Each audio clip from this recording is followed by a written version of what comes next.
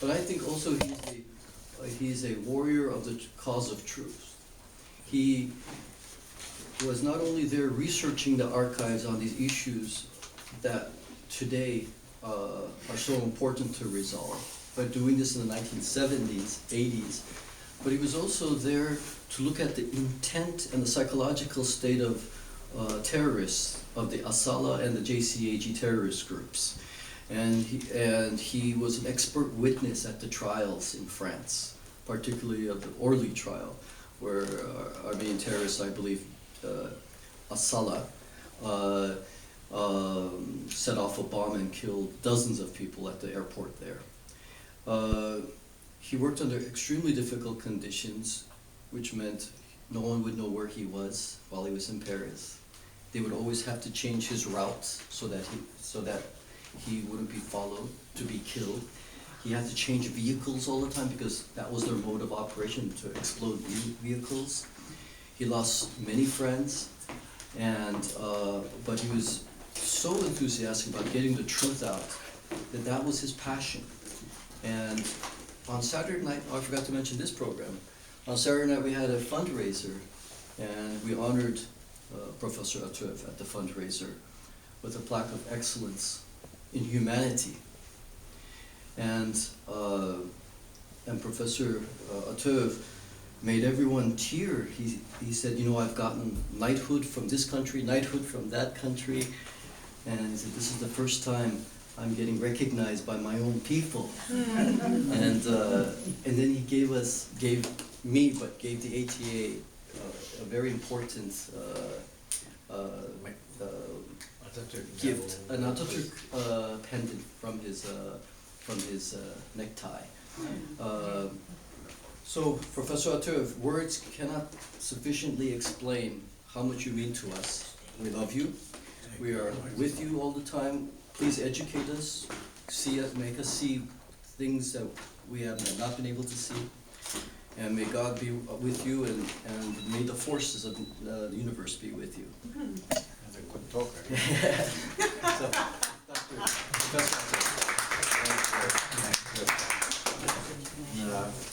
Since he was talking to you standing here, I'd rather stand, as long as I can continue doing that. If you could sit, we can record much better. Otherwise, it's very shaky. Yes. All right. Now, please do not expect me to give another summary of the Armenian issue. I can't do that, and nobody can. The time is very short, and it's a long and complex historical issue.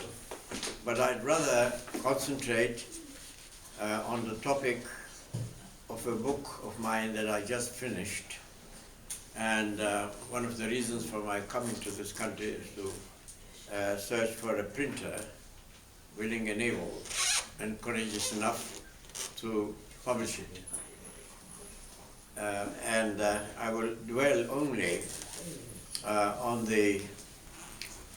certain documents, about 242 documents of a very important Armenian leader. He is Boghos Nubar, and he was appointed as the president of the Armenian national delegation by the Catholicos at Echmiadzin in the Caucasus. So he was selected for this purpose, and he continued in this job or responsibility for a number of years. He wasn't successful at the end, but he did his best. Of course, he was entirely one-sided. And the person who appointed him to this job in the year 1912 was Kevork V. He was the supreme leader of all Armenians, and he officially presented as follows. Kevork, servant of Jesus Christ, and by the unassailable will of God, Archbishop, Bishop, and Catholicos of all Armenians, Supreme Patriarch of the Apostolic Araratian Primary National Church at Holy Echmiadzin, most reverend primate of Armenians. It's a very impressive description, isn't it? So he was the man who selected Boghos Nubar, and Boghos Nubar met several people in a number of European capitals and habitually sent reports to him. And he took down the minutes of his contacts, and he wrote letters to a number of European dignitaries, and he pleaded to some allied diplomats and commanders and for some kind of coordinated attack on the Turks, and he sent orders to his subordinates and so on. Now, I looked through these documents, and to me, they looked as if they are, in a way, confessions, because there are certain things in which he writes, that changes the picture drawn by militant Armenians nowadays. Of course, he probably thought that what he wrote would remain a secret or top secret, but nothing can remain top secret for a very long time. Everything sooner or later becomes quite known. So he tried to carve out a very large Armenia from the Turkish lands, and he wanted to get the support of the French, Russians, the British, the United States for a mandate or a protectorate, and initially to be led by a Russian prince or a British prince or under French protection. And so the kind of things that he wrote contradicts the propaganda that we hear. On one side, of propaganda of the Armenians in our days. Now, I've established that having been, of course he was born in Istanbul, but having had his education mostly in France, and knowing French rather well, and he would have an apartment somewhere in Paris, and that is number 12 on Avenue Tracodora, and he paid visits to London and to some other European capitals. He wrote letters, for instance, to the Italian king, and of course he was in touch with some Russians in Petrograd, and so on. And he even wrote clandestinely to the Armenian Archbishop in Istanbul. And well, who was this man? He was born in 1851 and died in 1930. Was born in Istanbul and attended school in Paris, École Centrale, and he remained the sole representative of the Echmiadzin Church. Of course, some people didn't like him, I mean, among the Armenians in the Caucasus, and they tried to bring him down, or they suggested certain other candidates as members of his assisting group and so on. But the Catholicos in Echmiadzin did not change his original decision, and he, throughout the war years especially, he was their representative. Now, of course, his place of propaganda was, of course, Europe and the Western world.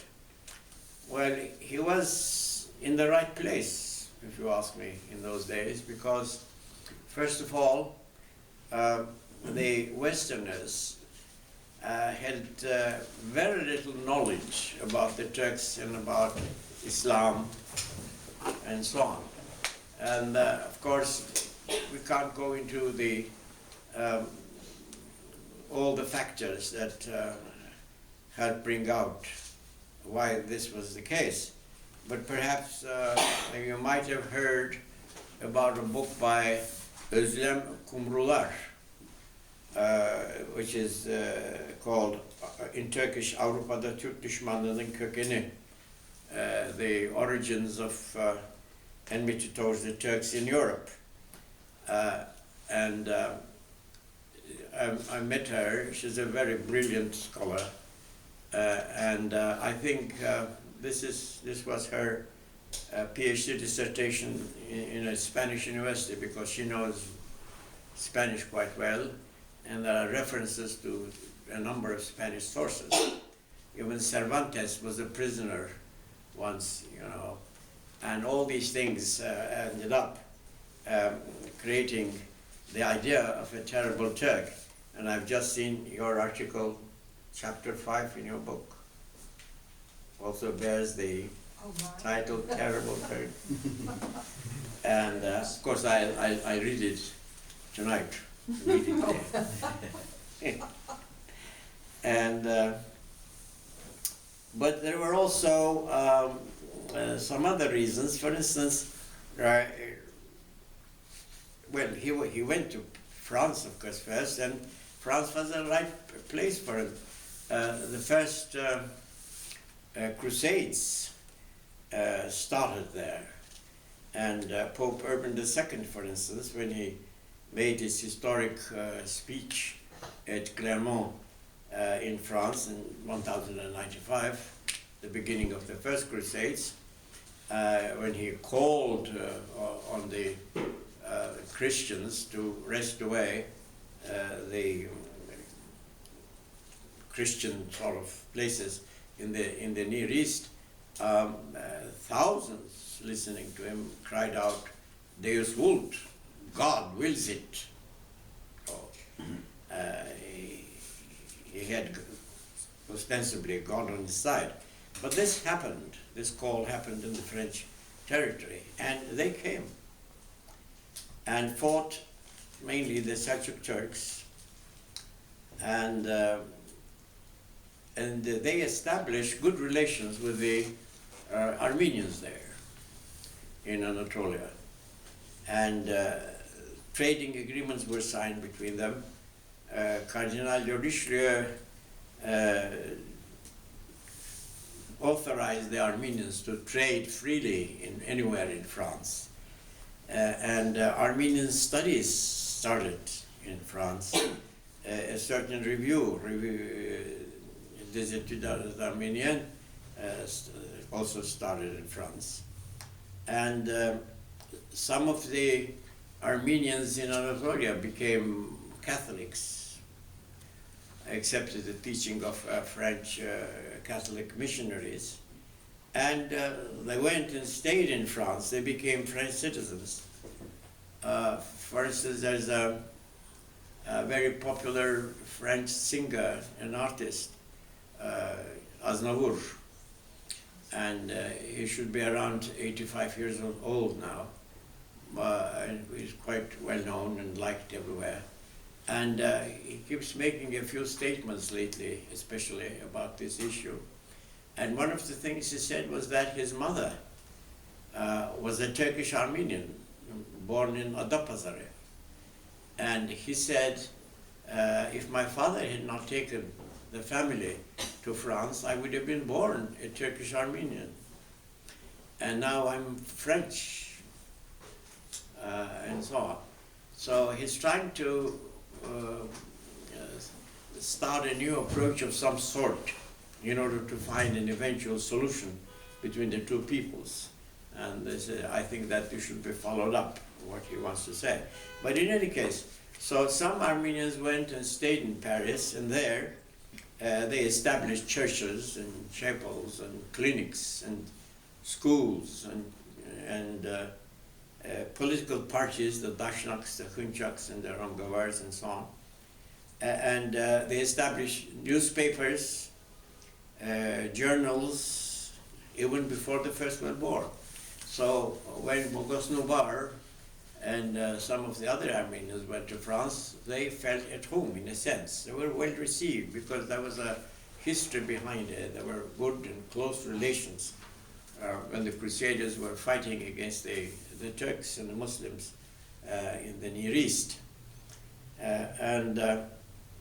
Now, Nubar certainly made use of this